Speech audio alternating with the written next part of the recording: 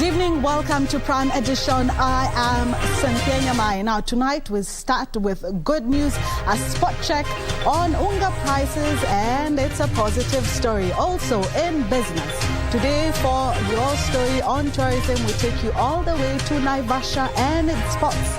Quebec has all the details for you. That and more coming up shortly after the highlights.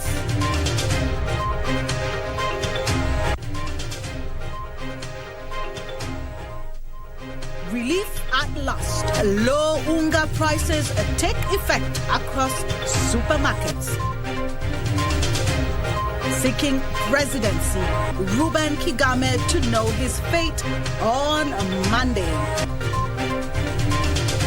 Not just yet. Education CS dismisses 60% pay demand by teachers.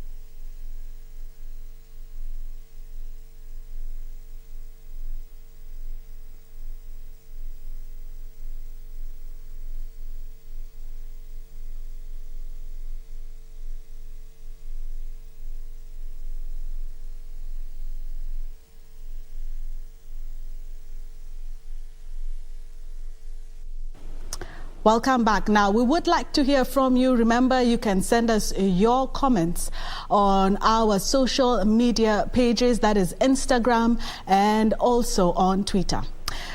Did you know that now you can buy maize on a subsidized price of at 100 shillings for a 2 kg packet? We have those details for you.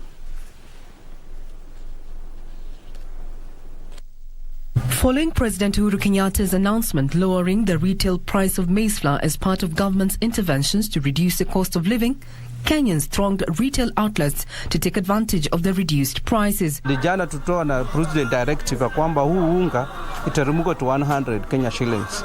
Tunaona zingine like Jogo is 208. Hostels unga iko 238, which were surprised. They leveraged on social media to trace retail outlets that had subsidized flour.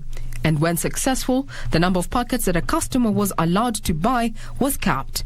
Ningeomba kwamba wa just na ile price rais alisema jana, so that iko effective, like kama ni 100 throughout the country, iwe tu one price throughout the country. Tasema ni shukran kwa sababu tulikuwa tumeumia juu unga ilikuwa juu sana. Despite the directive that maize flour would be subsidized across the country, there were some retailers that had not reduced the prices, with a 2 kilo packet of maize flour retailing at more than 200 shillings. Kwa mfano saa hii natoka Naivasi hapa Mwembe, hapa Posta, nimenunua unga ya sima ambayo imeshuka kutoka kwa bei ya 230 mpaka 198. Kwa hivyo kama ni kuangusha unga, ni waangushe unga na ianguke hata baada ya uchaguzi. Outlets affiliated to the Retailers Trade Association of Kenya said even though they had reduced prices, they had started talks with the government to recover 175 million shillings spent on buying 750 tons of flour before the subsidy was announced yesterday. Still there are negotiations going on because this was a government directive that the prices were to go down. So still the government with the millers, they are going with the negotiations. We have also engaged our headquarters, the purchasing department. Bado stock yao iko pale pale tu. Hawataangusha kwa vile ati president amesema na pesa zao waliweka pale siungwe. Regina Manyara reporting for Prime Edition. Now to scales of justice, where the Court of Appeal has temporarily stayed at High Court order allowing presidential aspirant Reuben Kigame to present his credentials before the Independent Electoral and Boundaries Commission for review and approval. This follows an appeal filed by the electoral body citing 3 grounds on which it cannot implement the directive, key among them being time restriction. This and more from the courts.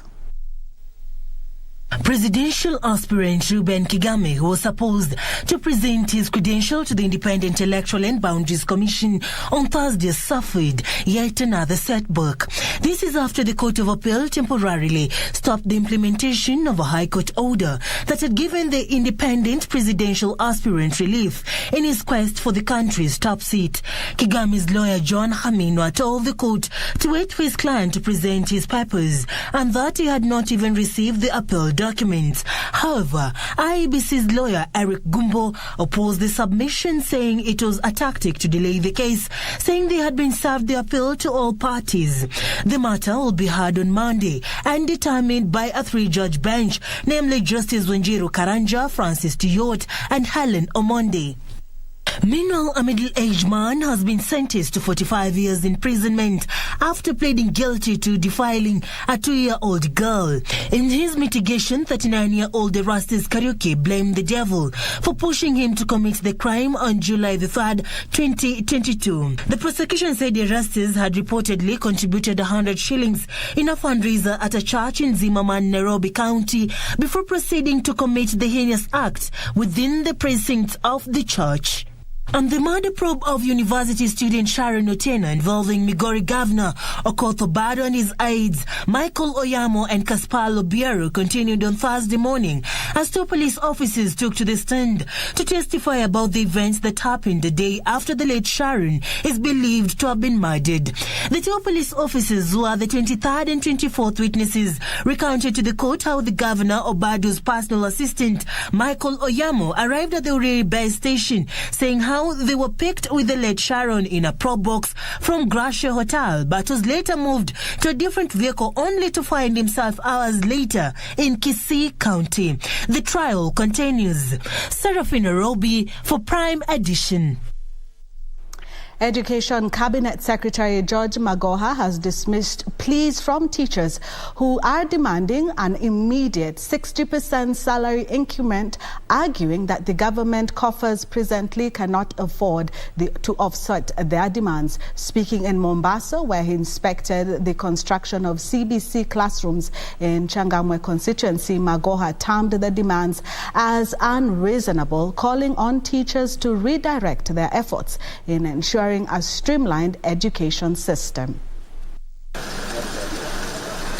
Education Cabinet Secretary George Magoha was in Kilifi and Mombasa counties to inspect the progress of the construction of the competence-based curriculum classrooms. In Kilifi, 35 out of 37 classrooms are currently under construction, while in Mombasa County, 55 classrooms are under construction. Magoha has once again denied claims that his ministry cannot account for monies allocated. The government gave us 1.9 billion shillings for 500,000 desks. You all know because we put it in the paper. We constructed 625,000 desks. Even an idiot who didn't go to school will know that we got value for money. And we got that value for money because we went to inspect and ensure that the desks were, first of all, made. If we negotiated for the price of the desk from 5,000 plus to 3,500, and we ensured that the desks were delivered. You see, in this country, what you must remember is that if you are doing the right thing, then you shall remain the target. But the point is, we are not afraid to be targets. We have re-engineered NEMIS, and we should be launching it before I leave. And that NEMIS will be so much better. You can play your politics, but please, in the name of God, let us work. We have work to do, and we have just a few weeks to go. On teachers' demands for a 60% pay increment, Magoha termed their pleas as unreasonable and attainable. There is no way government can give teachers 60%. But you see now, I'm talking as a spectator. That question should be directed to Dr. Nancy Macharia. Teachers are, of course, entitled to increment of salaries. But in the whole of this continent, there's no government that is spending more money in education than ours. So perhaps what we should be doing is to ensure that we have value for money. He further reaffirmed the government's preparedness for the 2023 education calendar, which shall normalize in January. Once that normalization is done, we shall then train the teachers for grade 7 in the school-based programs. Are we together? So there's actually no crisis. School heads have further been warned against turning away pupils with school fees arrears. Juni Karisambele from Mombasa County. Well, let's take a break, but when we come back, some politics for you.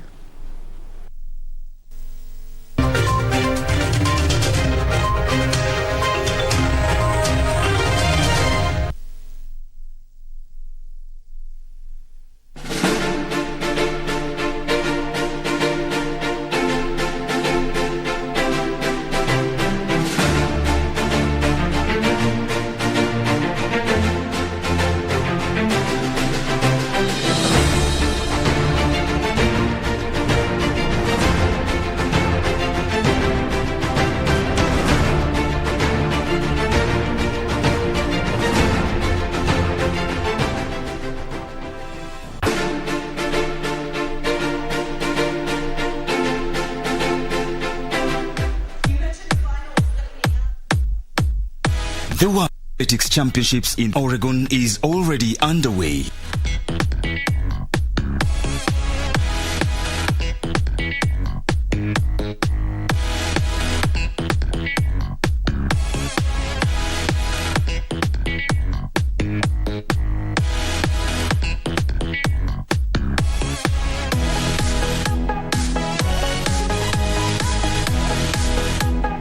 Don't miss a single glorious moment live and exclusive on KBC Channel 1.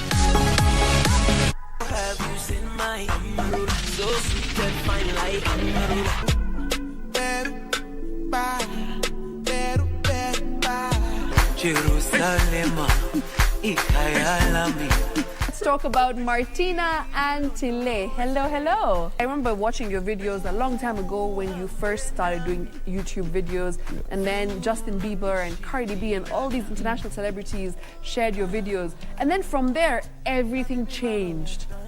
Dancing, I've been dancing since I was little. Wow. But like commercially, just like, let me see, 4 or 3 years ago. My baby, my Valentine. Can I you to make you what temperature is? If you leave me a good time, I swear you are like the oxygen.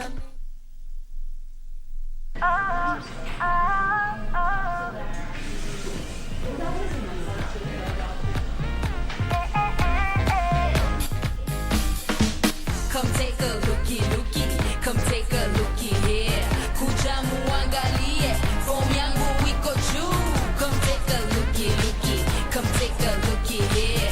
Cause you know it's your time and you shine right there and then. TCB Naturals. Hair that lets you shine. Do you have a new story to share with KBC? Get in touch swiftly on email news@kbc.co.ke or call 0723-892-654 or 0734-780-124. That time again, the city of Rabat hosts the returning glitz and glamour of the CAF Awards ceremony.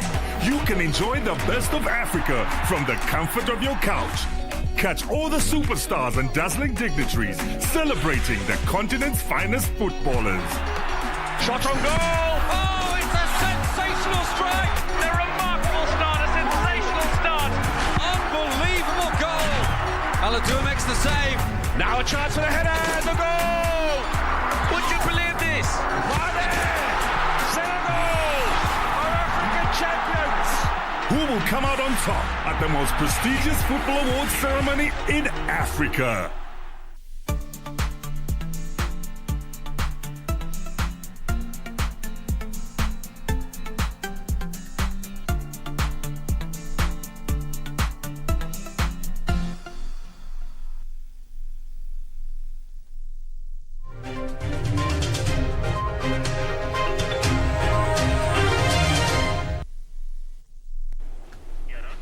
Welcome back. Deputy President William Ruto says his bottom-up economic model will focus on issuing affordable credit to micro, small and medium enterprises to spur development in the country. Ruto, who was in Tana River and Lamu counties for a series of rallies, also promised to address youth unemployment if elected. Deputy President William Ruto led the Kenya Kwanza team for a series of campaign rallies in Tana River and Lamu counties. Speaking in one of the stopovers in Peketoni, Ruto explained his plan to finance micro, small and medium enterprises if he succeeds in his State House bid. Wengi hawana title deed, hawana logbook, hawajulikani huko kwa bank. Wakijaribu kukopa pesa, wanakopa kwa jamaa hapa anaitwa Shailo. Anakupatia 10,000, baada ya wiki 2 anasema rudisha 15,000.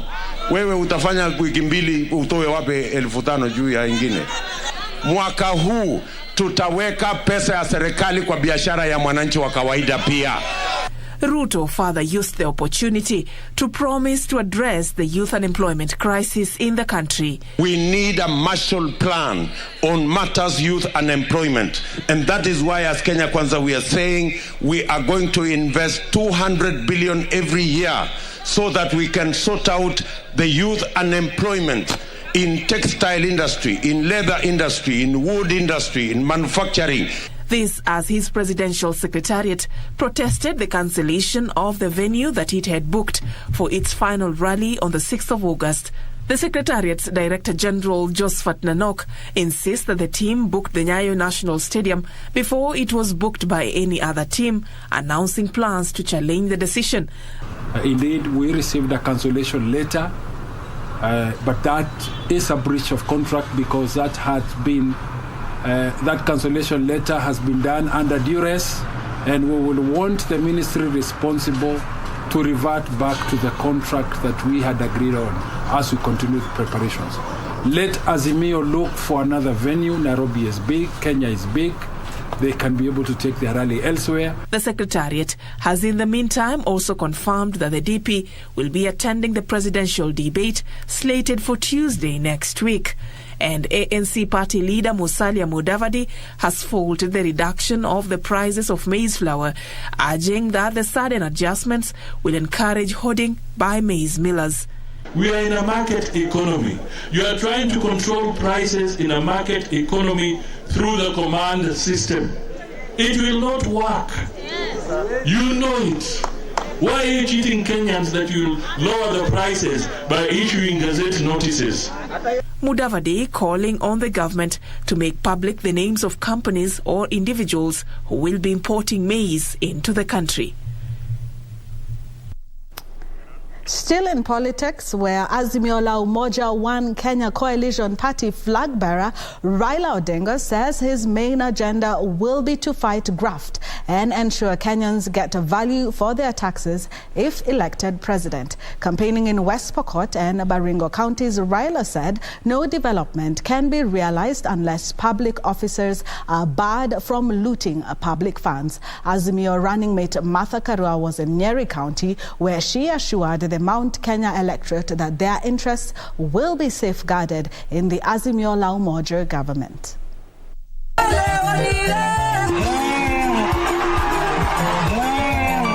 Azimio la Umoja One Kenya Coalition Party leader Raila Odinga took his campaigns to West Pokot and Baringo counties, where he pledged to complete stalled projects, including the Arol and Kimorel mega dams. Mambo mengi tumeyapitia.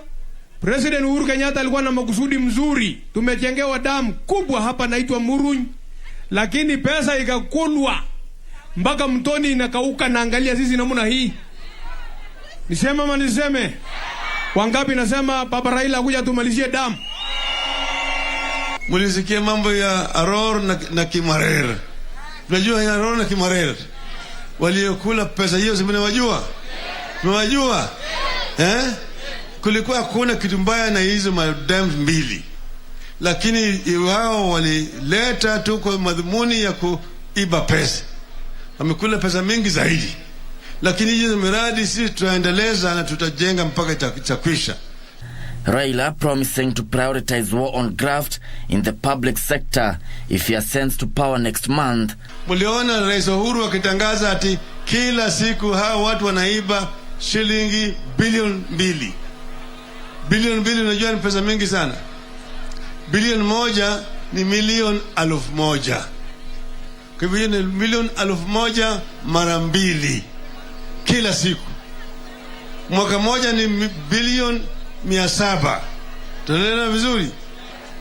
Hiyo pesa tukizuia inaweza kuleta maendeleo makubwa kwa Wakenya. The Azimio leader committing to hire teachers as a strategy to upscale the education sector in the marginalized areas. Raila promising the West Pokot electorate that his administration will transform the health sector as well as the economic well-being. Pale chini iko Flospa ambaye inalala, ile giant ambaye inalala, mtaona kama moshi inatoka hapo. Tutafufusha Flospa company. Tumesema tunataka kujenga viwanda katika taifa letu hii. Kenya iwe industrialized, ili badala ya kuuza bidhaa ambayo inatoka kwa shamba direct, tunafanya processing, value addition, na hiyo watu wetu watapata pesa mingi zaidi. Sawa sawa? Tumeelewana vizuri hapo? Unaunga mkono? As Raila led vote hunting in North Rift, his running mate Martha Karua was in Nyeri County, where she assured Mount Kenya electorate that their future was guaranteed under Raila's presidency. Gishoki Washira, Prime Edition. Chiefs drawn from the 6 sub-counties in Kericho County have refuted reports categorizing the county as a hotspot zone. The chiefs insist that adequate measures have been put in place to ensure that peace prevails in the cosmopolitan county during the general elections. Meanwhile, a section of politicians in Jomvu constituency in Mombasa County is calling for speedy investigations into the attack by rowdy youth on parliamentary candidates in the area. 3 weeks to the general election, the church wants the Independent Electoral and Boundaries Commission to adopt a more engaging way of relaying information to Kenyans concerning its readiness in conducting the polls. We urge you to upgrade the level of public communication so as to regularly update Kenyans on the preparations and assure them of readiness for the elections. You must be and be seen to be impartial and transparent. The church has at the same time asked religious leaders to remain apolitical. Ni vibaya sana na ni kukiuka maadili ya kidini kwamba kiongozi wa dini akuwe na ubaguzi wa kisiasa, aseme anapigia debe huyu lakini huyu mwingine anampinga. Meanwhile, investigations into recent protests in Kisii County that rocked an electoral body meeting with political candidates in the area, resulting into injuries and destruction of property, is still underway. County Commissioner Alan Machari says no suspects linked to the chaos have been arrested. 6 police officers were injured and are receiving treatment in our hospitals, and actually that is why we are saying we feel we don't need more of these demonstrations. The demonstrations were geared towards some complaint regarding election preparedness within the county, and I'm happy to report that the grievances have been aired and received by the Electoral and Boundaries Commission.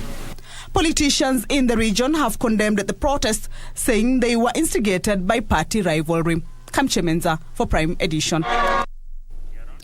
Two officials from the Kenya Revenue Authority and the Kenya Bureau of Statistics have been arrested for demanding a bribe from a local importer to release his container. The Ethics and Anti-Corruption Commission Coast Region Deputy Manager Nicholas Moranda says KRA Head of Verification Thomas Kiprotich and KEBS Inspection Officer Daniel Kimonge had received a 200,000 shilling bribe from the complainant. Moranda said the importer had already paid over 500,000 shillings in taxes for the consignment. The Anti-Corruption Commission Lower Coast Regional Office laid an operation, a very successful operation, and in which we managed to arrest two senior public officers. One of the complainants had come to us stating that a cargo which had originated from Scotland was at the port and it was due for clearance. Despite the fact that he paid the taxes for clearance, still these public officers went ahead and requested for a bribe of 500,000 Kenyan shillings. So the commission went ahead, conducted an operation, treated money which was taken to this operation site. These public officers, they received the money, 200,000, and in the process they were arrested. And they've now been brought to the ESCC offices. They've been processed and will be arraigned before court. There are some investigations that are still ongoing, and therefore we might arraign them before court either tomorrow morning on Friday or the coming week. But what we want to encourage the members of the public is to give us more reports on these incidences, because the fight against corruption can only be won when we have this fight together.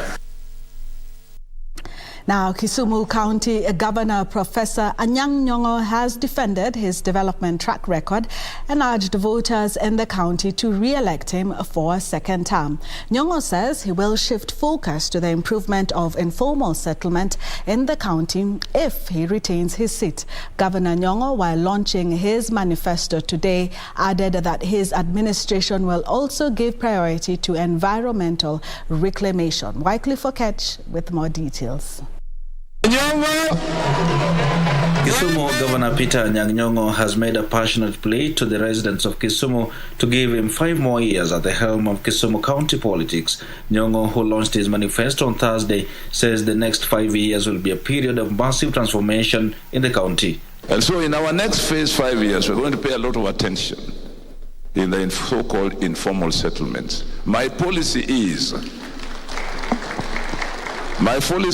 we are not here doomed to live with informality. We must formalize informality. Nyong'o says investment in key sectors such as the economy, health, agriculture and education had paid off. Let us do what we were given to do in the Constitution effectively, because it's fundamental to the development of our nation. That is early childhood education. And I must commend Mwalimu Awiti, ever since he joined the government, and his team for concentrating on developing ECD classes almost in every village. We have worked well with Professor Peter Anyang' Nyong'o in the last 5 years. And what has been done in Kisumu County can be seen. And this one you can hear from the surrounding counties. Actually, in the whole of Kenya, we have received delegations from different counties coming to benchmark with us to understand how we operate. I want to agree with him. Every sub-county we have been, the people that we met have committed to give Governor Professor Peter Anyang' Nyong'o. Governor Nyong'o says should he retain his seat, he will prioritize environmental reclamation by engaging communities in efforts to expand the county's tree cover from the current 1.55% For Prime Edition from Kisumu County, I am Wycliffe Okage. 80 people have tested positive for COVID-19 from a sample size of 2,075 screened in the last 24 hours. The Ministry of Health says the positive rate is now at 3.9%. Total confirmed positive cases now stands at 337 and 85, while 68 patients have recovered from the disease, pushing the total number of recoveries to 330,261. No deaths were reported. Data from the Johns Hopkins University COVID-19 Resource Center shows that over 566 million people have been infected globally, with over 6.3 deaths reported since the pandemic was first heard of. Now, let me first just take a break, and when we come back, I will give you the latest details of the EAC Heads of State meeting.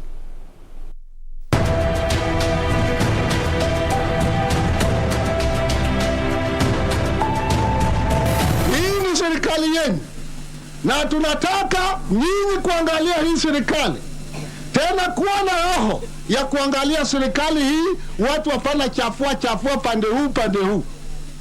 Usikubali kwa watu kuchafua serikali, na usikubali kwa serikali aende kando. Ikiwa kama unaona sisi tuko na kasoro, sema wasi.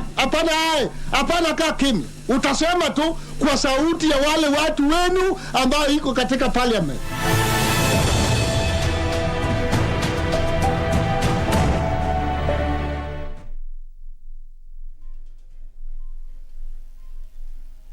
Kupata ulimi na mafikira kama Skiza Tune kwenye simu yako, bonyeza *811 *815 #. Hey, my friend, ulimi ni kama msumari na mafikira ni kama nyundo. Hizo vitu mbili zikishikana, sinaweza jenga ama sinaweza pomoa. Haki na sita tafadhali. Hebu fikiria hiyo kitu nataka kuniambia kabla nishike hii simu. Kama unataka kunipomoa, toa hiyo simu kwa masikio. Unaona hiyo kitu ya red?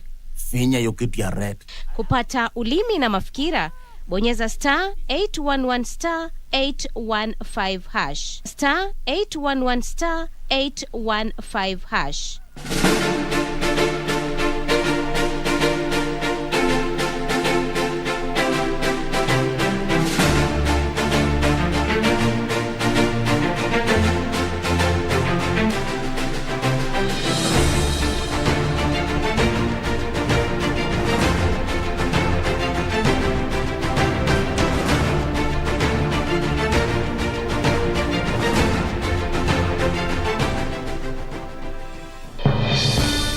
We shall legalize weed. Professor George Luchiri Wajakoya of the Roots Party. Semeni Baba Kea.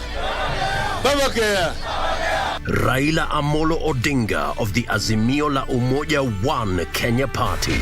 Unajua mimi sina pesa ya serikali ama ya kashfa. David Mwaure Wahiga of the Agano Party. And tunasema kazi ni nini? William Samoei Ruto of the Kenya Kwanza Alliance. Presidential Debate 2022. Do not adjust your sets.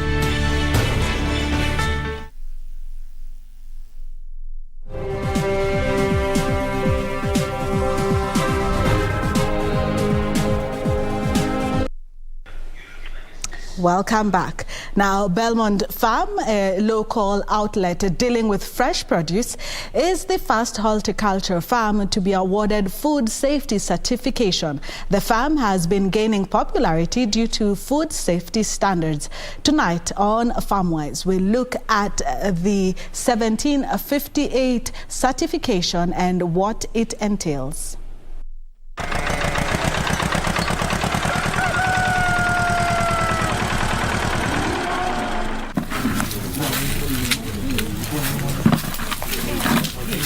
Belmont Farm of Beyond Fruits Limited from Limuru, Kiambu County is the first farm to be KS 1758 certified following a successful implementation of farm-to-fork safety measures. The 12-acre farm produces tomatoes, herbs and spices for its 25 outlets in high-end locations across the city.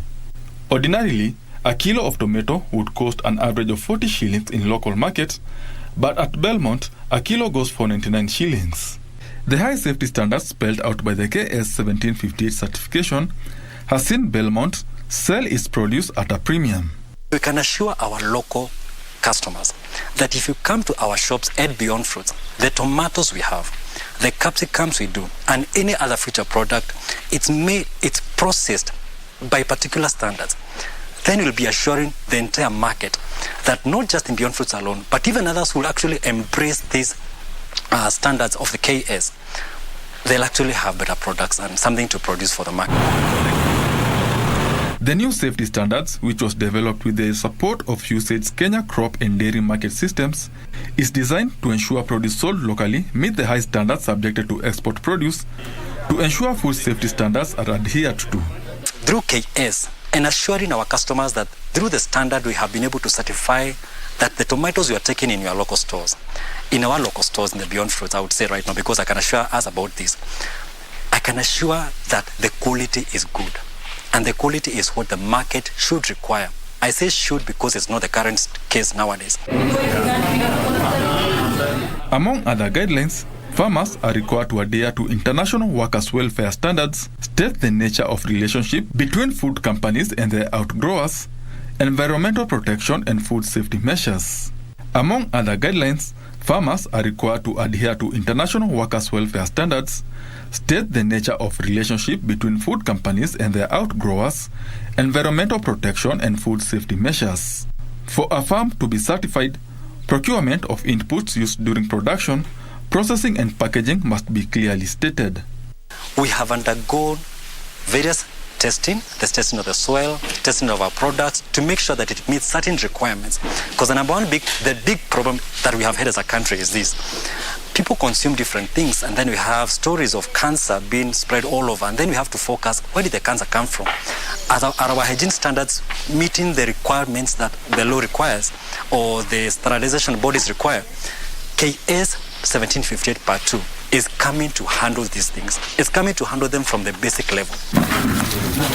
The farm is also expected to put in place a traceability system to ensure unsafe food can be traced to the original producers. Beyond Fruits says it is targeting to open more stores across the country, riding on the back of the certification. Benson Druba reporting for Farm Voice.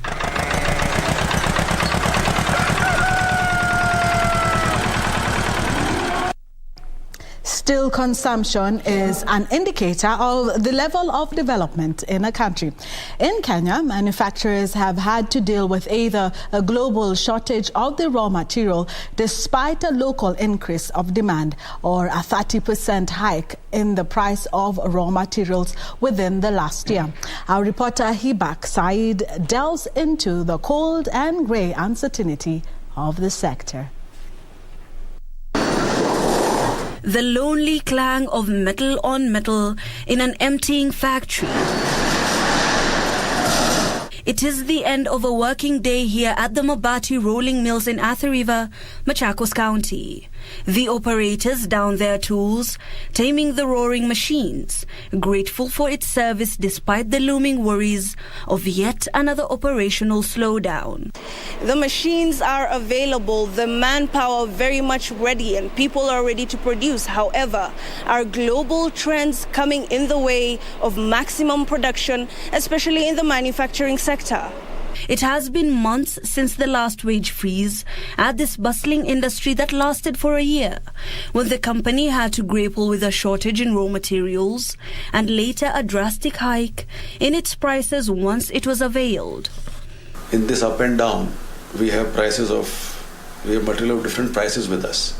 So we have to be really careful how to price our product in the market, because we cannot be seen as increasing prices and then decreasing prices, because that's not good for the consumer. We have learned from the past. When we have done that, our performance has got affected. Mehra says the sector has had to deal with unsteady supply of raw materials, highlighted by forward buying by firms in some countries. Even if we have higher price material, we take a hit in our profits. But the important thing is that availability of the material at our distributors and for the consumer, that should go uninterrupted. He says even though the company retained all its workers, it had to freeze wages as well as navigate the challenge of price moderation, which was a delicate balance between shielding customers from the market forces and protecting its bottom line. With the global economic environment improving, officials hope the grey fog will continue to rise from this plant, with good tidings to the construction industry and its shareholders. But now we are able to get material. Prices will also stabilize. And yeah, if things go well here, then we should see a better second half. As the world heals from the pandemic, steel manufacturing players are very hopeful that maybe the production might go back to pre-COVID levels. Hibak Saeed for KBC Channel 1. Now, most patients usually find it difficult to access their health records when visiting medical facilities. Others simply cannot obtain drugs when they need them. Tonight on Tech One, we'll look at the website technology and innovations meant to help patients access health services conveniently.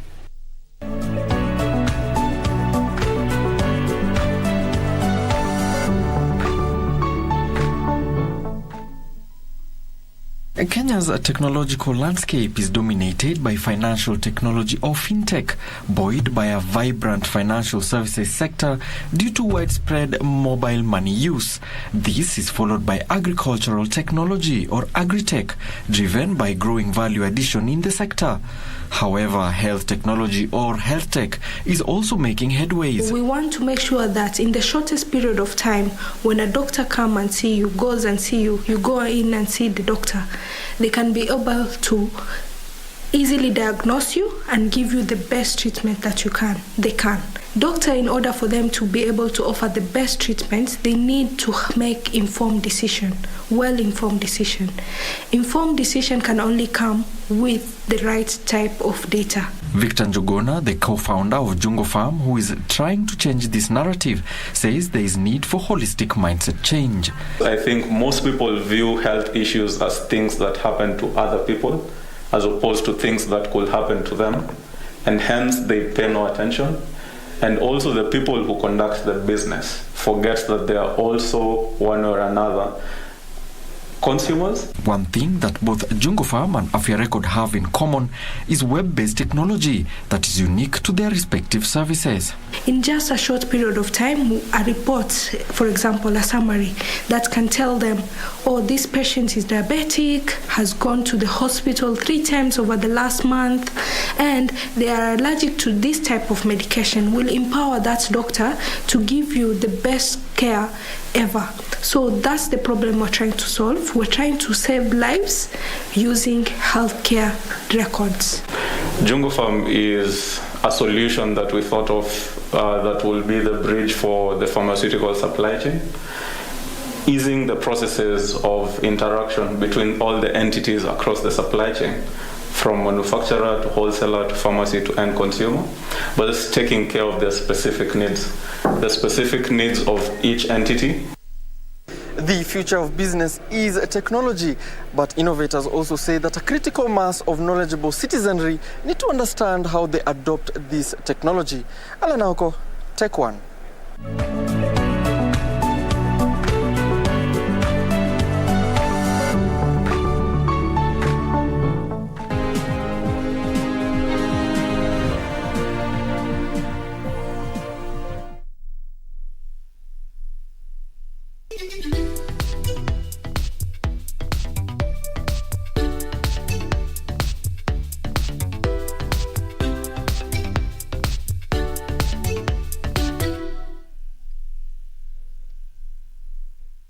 Kupata ulimi na mafikira kama skiza tune kwenye simu yako, bonyeza *811 *815 #. Hey, my friend, ulimi ni kama msumari na mafikira ni kama nyundo. Hizo vitu mbili zikishikana, sinaweza chenga ama sinaweza pomoa. Haki na sita tafadhali. Hebu fikiria hiyo kitu nataka kuniambia kabla nishike hii simu. Kama unataka kunipomoa, toa hiyo simu kwa masikio. Unaona hiyo kitu ya red? Finya hiyo kitu ya red.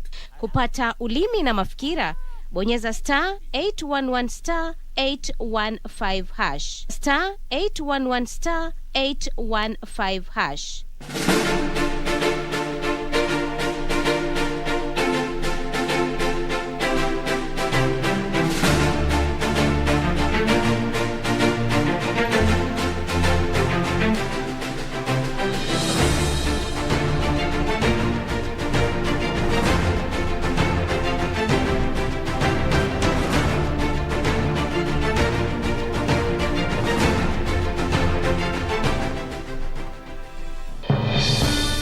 We shall legalize weed. Professor George Luchiri Wajakoya of the Roots Party. Semeni Baba Kea. Baba Kea. Raila Amolo Odinga of the Azimio la Umoja One Kenya Party. Unajua mimi sina pesa ya serikali ama ya kashfa. David Mwaure Wahiga of the Agano Party. And tunasema kazi ni nini? William Samoei Ruto of the Kenya Kwanza Alliance. Presidential Debate 2022. Do not adjust your sets.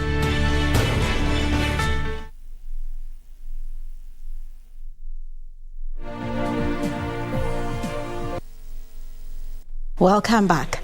Now, Naivasha remains a go-to place for weekend getaways, holiday, business meetings, camping, or just a day out with those close to you. Lake Naivasha geothermal spas and wildlife are key tourist attractions that complement your stay on a visit, as highlighted in this week's episode of Magical Scenes.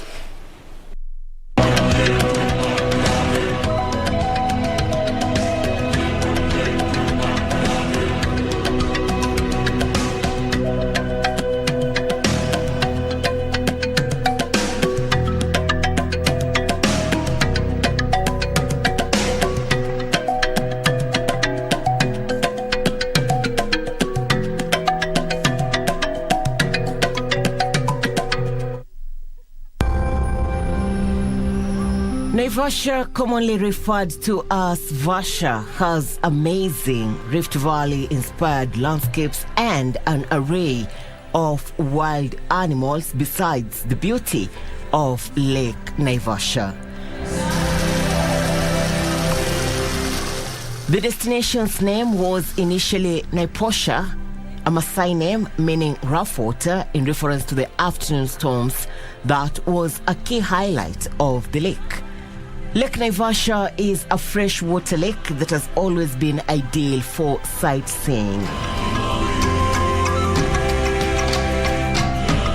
This is a tourist site to behold, priding in over 400 species of birds. Much of Lake Naivasha is surrounded by forests of the yellow-backed acacia, otherwise known as yellow fever tree, which flourish with bird life.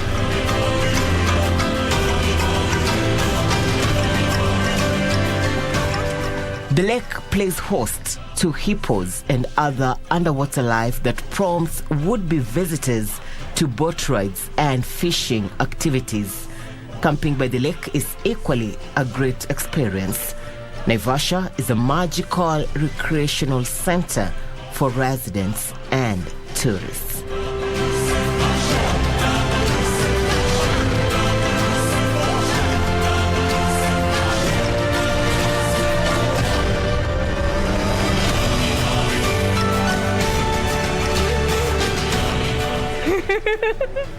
I prefer animals staying in the wild, but it was quite beautiful, especially for those people in our company who got the time to see the hippos. At least someone from our company got to take a bunch of photos when the hippos were out of the lake, and that was an experience for most of us, because a lot of people think that hippos, they just live in water, right? And rarely get out of the water. So that was very eye-opening for people like me who think hippos permanently live in water. So it was just a really nice experience to get out of Nairobi and go somewhere different for a change. And this place is right by the lake, which is so magical. They have amazing lights on the trees. I hope you guys capture that at some point. It's really beautiful. So it's just been a great ambience. Our team has gotten a lot of time to bond. People are playing football. Irene Nchuma Odim, Magical Sense in Naivasha, the county of Nakuru.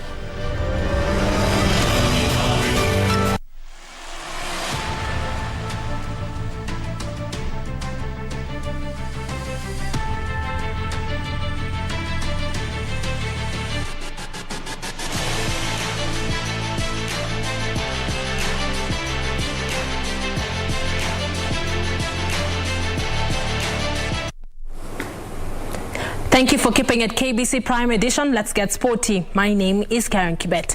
Now, the Cadets and Juniors Africa Judo Championship 2022 began today at the Kasarani Indoor Arena as Kenyan David Katana stole the show, backed by the small crowd in attendance. More than 180 players from about 28 countries are competing in the continental event, which is the first major international judo championship to be held on Kenyan soil.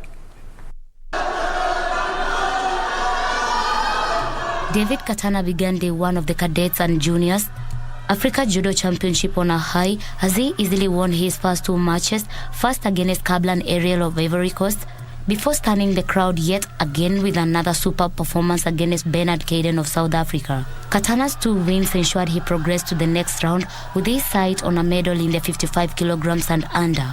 Katana's performance was a motivation to his compatriots as Daniel Kelly followed those wins with a win of his own against Evodius Birukundi of Burundi in the 60 kilograms and under category.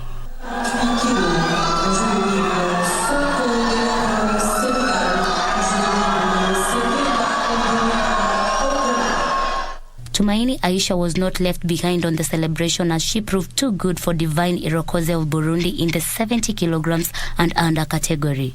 The day was, however, not all smiles for Team Kenya, especially in the girls' categories. Gathoni Jane suffered a first match defeat against Nacha Uimana of Burundi in the 48 kilograms and under. Sidi Mwaringa also lost her 57 kilograms and under match against South Africa's Catalina de Oliveira. Dama Martha was taken to the floor by Fatim Toure of Ivory Coast in the 52 kilograms and under match. Amina Katana was no match for Kalandanya Shalom of Zambia in the 48 kilograms and under, while things ended in a disastrous way for Christine Wekesa, who collapsed during her match against Luamba Rosa of Angola.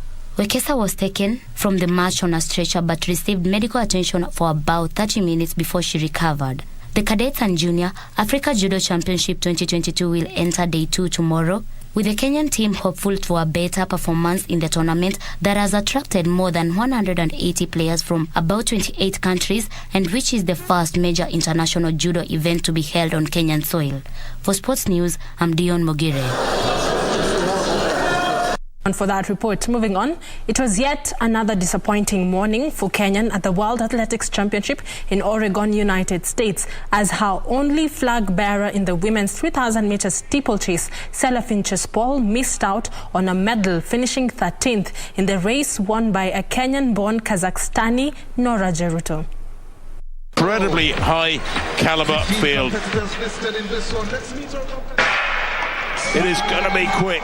Sela Finches-Paul finished 13th in the 3,000 meter steeplechase final in 9 minutes 27.34 seconds, missing out on yet another medal for Kenya at the World Championships in Oregon, United States. To the 4 early on, the third quickest athlete in history. She's got great flat ability too. She's run 8:33 for 3,000 without. Hata siku anajua kama nitakimbia kwa sababu nilikuwa naumwa na goti. Tangu nimaliza hits nikasikia magoti, lakini sasa hakuna visho, so nashukuru nimekimbia nimemaliza. Kwa siku natarajia kama nitamaliza, kwa nikiwa nilinishinda kabisa. Yeah. Na kuna fizo ambaye alikusaidia? Tutapambana tulete wote. Ingawa si rahisi lakini tajikaza. Nora Jeruto of Kazakhstan took gold. Medals as Winifred Mutila Yavi. It's going to be gold for Kazakhstan. The gap is widening all the time. And look at the clock. She's going to pulverize the championship record. However, Beatrice Chebet, Margaret Chelimo and Gloria Kite all qualified for the 5,000 meters final to be held on the 23rd of this month. Yesterday through Ingebrigtsen and Warholm, but Grovdal making a great statement here. Chebet and Chelimo finished 3rd and 4th in the first semi-final, while Kite finished 6th in semi-final 2, but qualified among the fastest losers.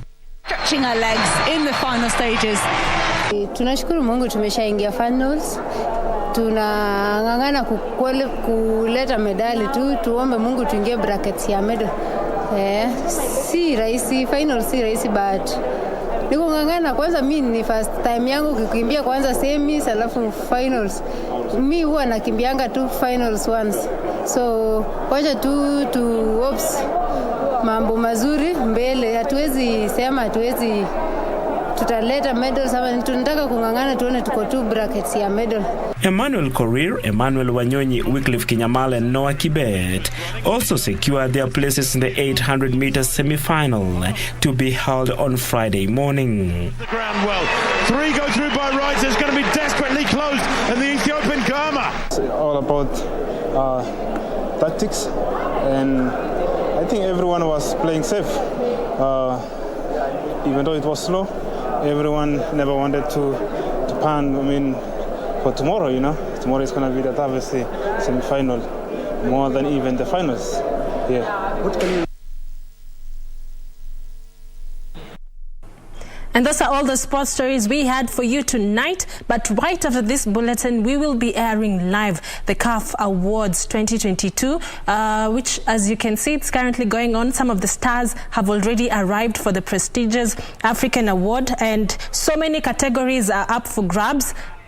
Tomorrow I'll definitely bring you that news in detail. But after this bulletin, enjoy the CAF Awards. My name is Karen Kibet. Have yourself a peaceful night. I now hand you back to Cynthia Nyamai for more. Thank you, Karen Kibet. Now, from me and the rest of the team, we want to say thank you. We wish you a good night. And after the break, we have the CAF Awards for you.